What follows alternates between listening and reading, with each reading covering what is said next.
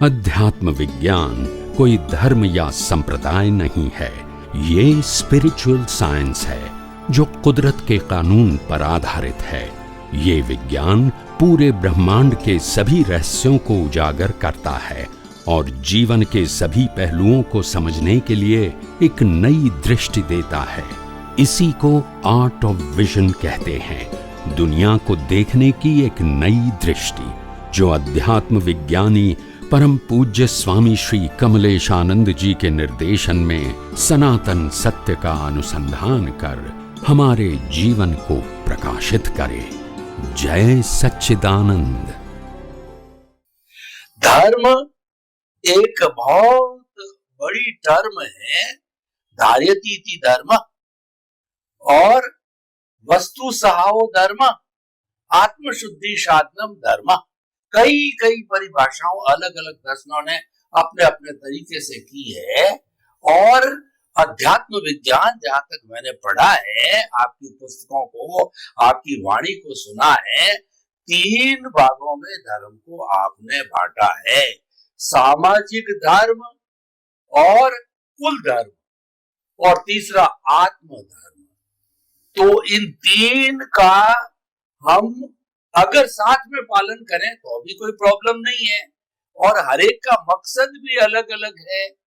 तो इसीलिए, लेकिन मानव जीवन का लक्ष्य है कि मुक्ति को प्राप्त करना, तो आत्म धर्म हमें प्राप्त करना होगा। तो कृपया अध्यात्म विज्ञान की दृष्टि से आप तीनों धर्मों की व्याख्या खोल करके करिए और इनसे क्या प्राप्त होता है वह भी आप हमें बताइए। प्रश्न के लिए धन्यवाद। पूरे विश्व के अंदर वैसे तो सांप्रदायिक रूप में अनेक धर्म है, मगर कैटेगरी वाइज 3 प्रकार की कैटेगरी के धर्म है।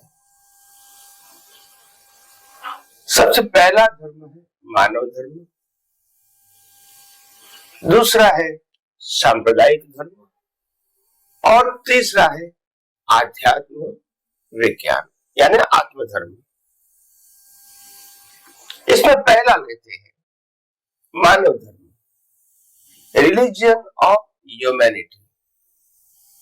मानव धर्म का मतलब होता है एक इंसान दूसरे इंसान को कोई भी दृष्टिकोण से वो हेल्प करे, तन से, मन से, धन से, वाणी से, मार्गदर्शन से, या कोई फिजिकल हेल्प करे, कोई भी प्रकार, या तो भाव भी कर सकते हैं किसी के लिए, अच्छी भावना कि यह व्यक्ति कुछ परेशानियां में है, कुछ स्वास्थ्य अच्छा नहीं है, उसमें से वो बाहर निकल जाए, ऐसी मैं हृदय से प्रार्थना करता हूँ कुदरत को। यानी ह्यूमैनिटी मानव धर्म का मतलब होता है एक इंसान दूसरे इंसान को परिस्थितियों के अधीन हेल्प करने के लिए सोचे।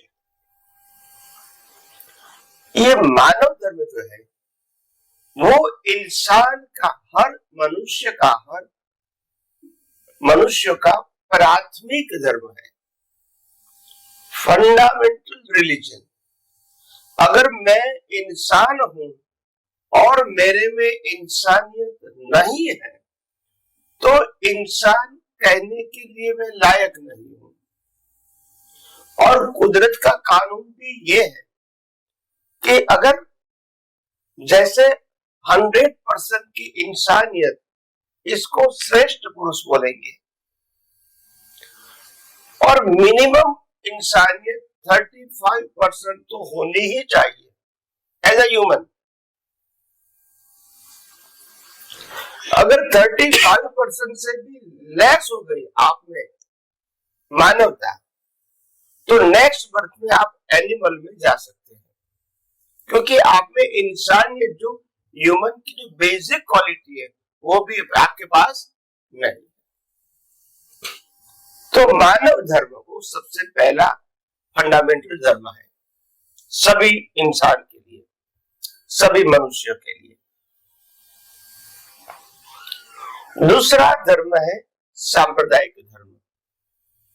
जिसको कुल धर्म भी बोल सकते हैं, जिसको लौकिक धर्म भी बोल सकते हैं। जो धर्म पैदा होते ही मिलता है वो कुल धर्म है।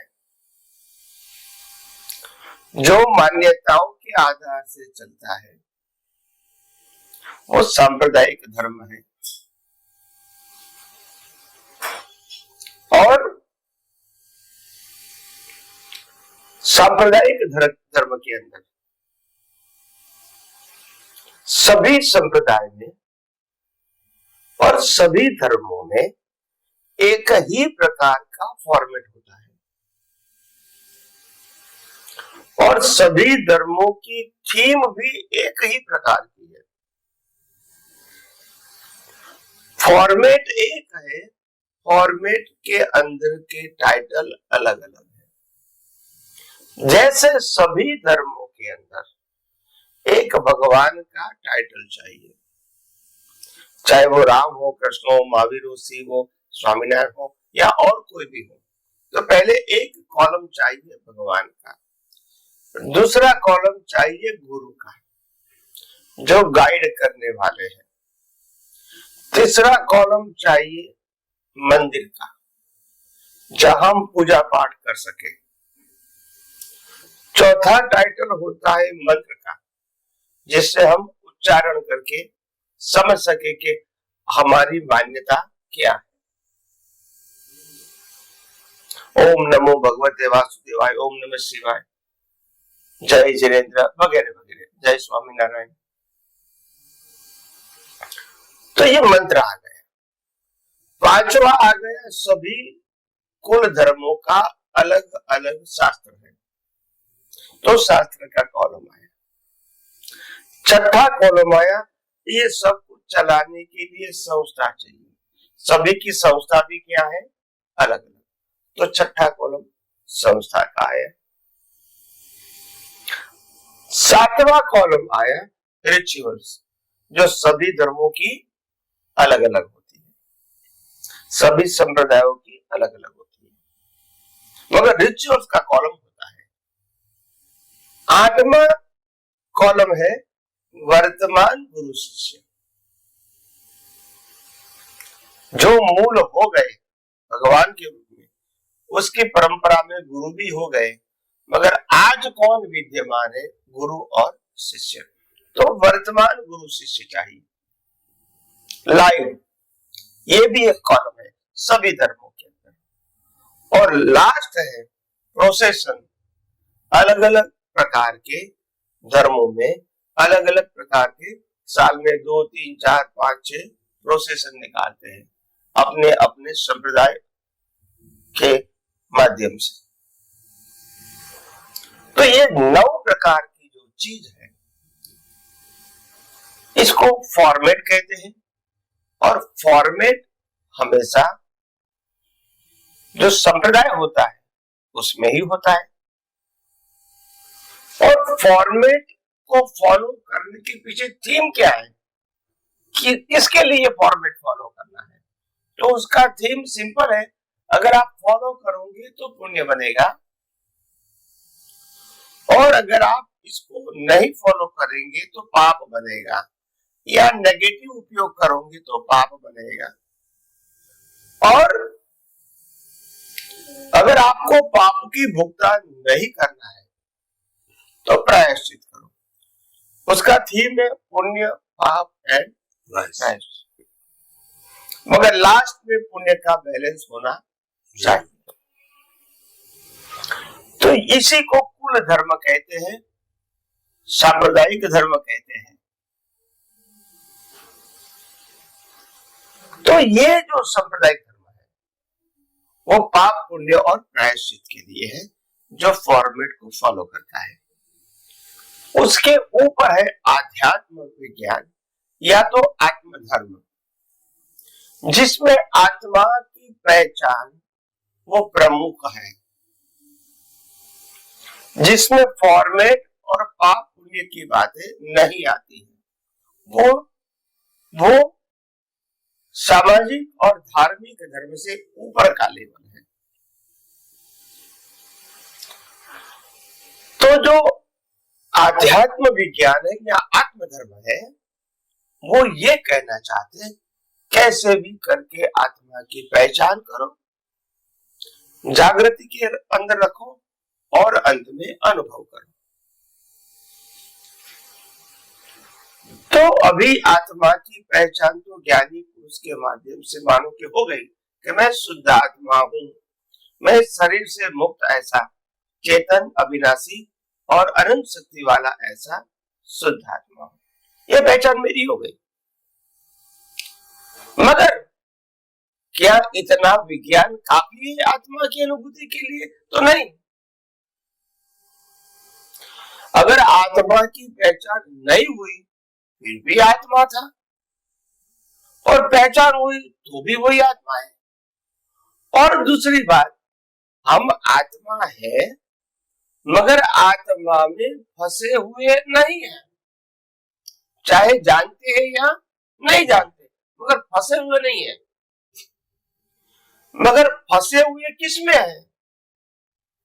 जो हम नहीं है और हमारा भी नहीं है, और जहां हमारी कोई जिम्मेदारी भी नहीं है, फिर भी हम इसमें हम है, हमारा है और हमारी जिम्मेदारी है ऐसा मानते हैं।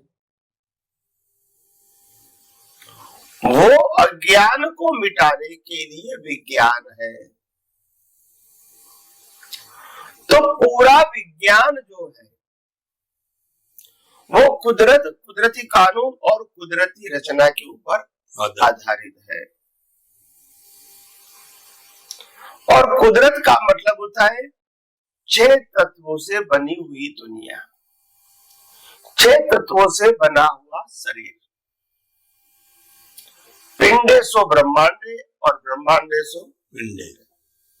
पिंड और ब्रह्मांड में तत्व के रूप में कोई अंतर नहीं, अवस्था के रूप में अंतर है, तत्व के रूप में नहीं है। तो उसका एक नाम है कुदरत। आम लोगों को समझ में नहीं आया, इसलिए उसको कहा भगवान, कि ये दुनिया भगवान ने बनाई, हालांकि तत्व से बनी हुई है। फिर दूसरा स्टेज आता है कि दुनिया चलो तत्व से बन गई, मगर चलेंगी कैसे? कोई रूल्स एंड रेगुलेशन है या नहीं? तो क्या है? उसका नाम है कुदरत का कानून, लॉ ऑफ नेचर। तो ये दुनिया कुदरत के कानून से चलती है, कोई व्यक्ति के गवर्नमेंट के कानून से नहीं चलती है। तो कुदरत का कानून क्या है आम आदमी को समझने के लिए? जैसे दिन रात होता है, ठंडी गर्मी बारिश होती है, बढ़ती ओट होती है, पूनम अमास होती है, कई जगह हैवी बारिश होती है, कई जगह नहीं होती है, कई जगह ठंड ज्यादा होती है, कई जगह ठंड कम होती है, कहीं जगह गर्मी ज्यादा है, गर्मी कम है, ऐसा होता है। मगर ये कुदरत के कानून से होता है, कोई व्यक्ति के कानून से या कंट्रोल से नहीं होता है। इसके अलावा सूर्य, चंद्र, तारा, ग्रह, नक्षत्र, बढ़ती ओट, तेजी बंदी, ये सब कुदरती कानून से चलता है। और इसके अलावा मनुष्य का पूरा जीवन जो कर्म फल स्वरूप है, वो भी कुदरती कानून के आधार से फल स्वरूप काम करता है। कोई व्यक्ति कर्म जरूर बनाता है अपने पुरुषार्थ से, मगर कर्म का फल तो कुदरत का कानून ही डिसाइड करेगा, व्यक्ति नहीं करता। तो इसीलिए 6 तत्व जो परमानेंट है उसके नीचे आया कुदरत का कानून। कानून से दुनिया चलती है, कानून से सबका जीवन चलता है, ये कुदरत का कानून है। कोई व्यक्ति माने या न माने सबको लागू होगा, क्योंकि शरीर ही कुदरत का है, तो कानून भी किसका रहेगा? कुदरत का रहेगा। अभी कुदरत और कुदरती कानून से बनी हुई जो अवस्था है, वो अवस्था का रचयिता भी कुदरत है। जो हम 5 इंद्रियों से अनुभव कर रहे हैं, ये सभी अवस्था की रचना भी कुदरत की है। तो जब कुदरती कानून और कुदरती रचना समझेंगे तो आपको विज्ञान समझ में आएगा कि दुनिया कैसे, कौन से सिद्धांत से, कौन से कुदरत के कानून से चलती है। ये रैंडम नहीं।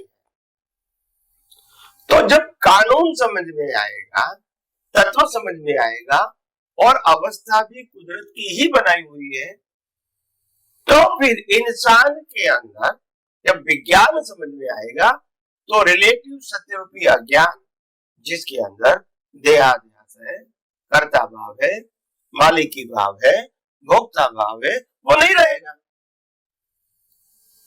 क्योंकि शरीर भी कुदरत का, क्रिया भी कुदरत की, भुगतान भी कुदरती कर रहा है शरीर के रूप में, मालिक भी कुदरती है शरीर के रूप में। तो हमारा क्या है? हम तो मन वचन काया से मुक्त है सर, शुद्ध। तो शुद्धात्मा को भुगतान नहीं है, शुद्धात्मा को सत्ता संपत्ति समझ साधन भी शुद्धात्मा का नहीं है, शरीर को ही मिलता है और शरीर तो कुदरत का है। तो कहने का मतलब ये है, जब विज्ञान समझ में आता है तो आपको मालूम होता है ये विज्ञान में जो जो अवस्थाएं दिखती है, बिगिनिंग और एंड के रूप में, प्राप्ति और भुगतान के रूप में, ये सब कुदरती रचना है और वो मेरी हाजिरी में हो रहा है। इसमें न मैं हूं, न मेरा है और ना ही मेरी कोई जिम्मेदारी है।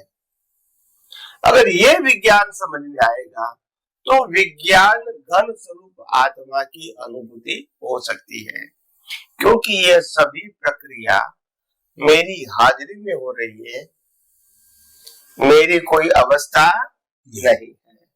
मैं विज्ञान घन हूं और ये अवस्था विज्ञान स्वरूप है। ज्ञानी पुरुष दादा भगवान ने इसको साइंटिफिक सर्कमस्टेंशियल एविडेंस कहा।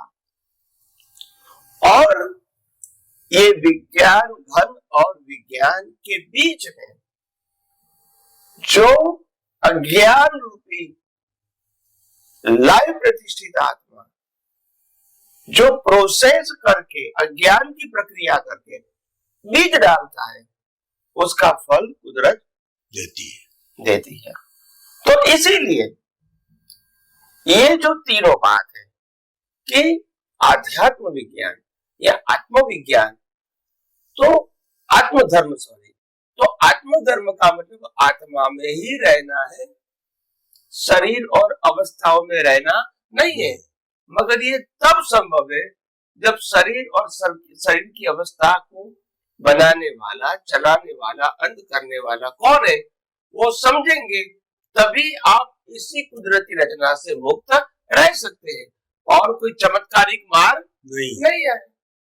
तो इसीलिए विज्ञान घन आत्मा की अनुभूति के लिए ये कुदरत के विज्ञान को समझना आवश्यक है सिद्धांत के रूप में।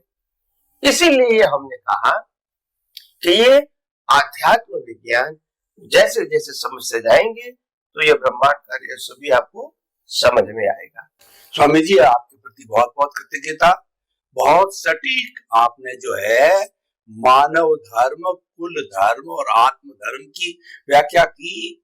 तो मैं अपने शब्दों में कहना चाहूंगा कि मानव धर्म का अर्थ है परस्पर करो जीवा नाम, जियो और जीने दो, मैं भी जीऊं और आप भी जिए, पड़ोसी भी जिए और समस्त प्राणी जो है जगत के है वो आनंद पूर्वक जीवन यापन करे। गिव एंड टेक का फॉर्मूला हो गया। और दूसरा सांप्रदायिक जो है कुल धर्म है, वह जो है ज्ञान से जुड़ा, उसका पालन करना ज्ञान है, उसका पालन नहीं करना है वह अज्ञान है। और इससे प्राप्ति होती है सद गति की प्राप्ति होती है, दुर्गति टल जाती है। अगर मानव धर्म और कुल धर्म का पालन करते हैं, दुर्गति टलती है, वह भी अच्छी है।